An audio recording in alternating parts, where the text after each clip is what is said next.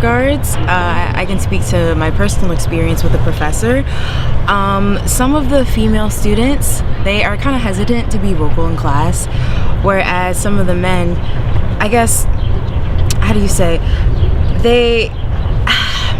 they're more outward and they feel freely to like speak their mind, and sometimes their comments are respected, and then when like women, especially women of color, decide to speak up, it's almost kind of like yes and or but, and I kind of feel like sometimes our presence in the class is not appreciated.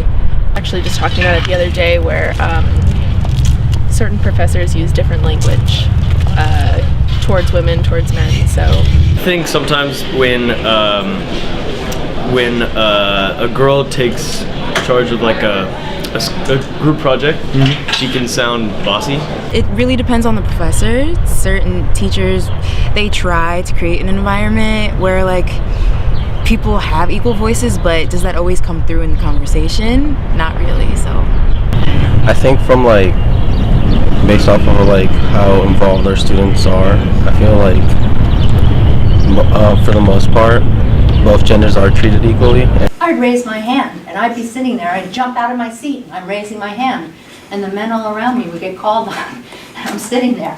And then I'd say something, they'd dismiss it. 2 minutes later, and a guy would say the same thing. That's a brilliant idea. As a female.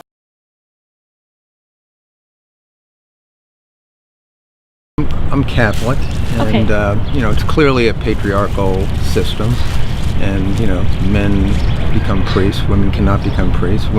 Women become sisters or nuns, and men don't. But clearly, there's a patriarchal hierarchy to the Catholic Church, for sure. difference?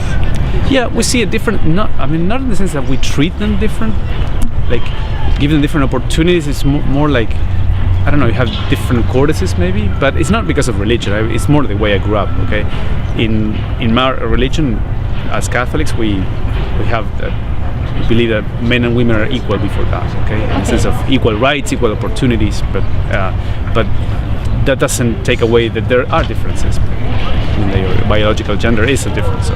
In my religion back home, at least, like in my church, I know for a fact that like women aren't allowed to wear like short sleeve, like, dresses and things like that. So a lot of the times we'll always have to cover up or something, or they'll be like, oh, you have to cross your legs when you speak. And yeah, I don't know, especially being young in my teenage years, I'm just like, it's kind of weird to think that like a deacon or a minister is gonna look at me, who's like barely 16 at that age, like, in that type of way, especially since I'm like, within like the congregation just sitting, and just think that's kind of weird, but hey. Yeah, I think all cultures treat men and women differently, so I think, or at least most. I'm from the South, so yes, definitely.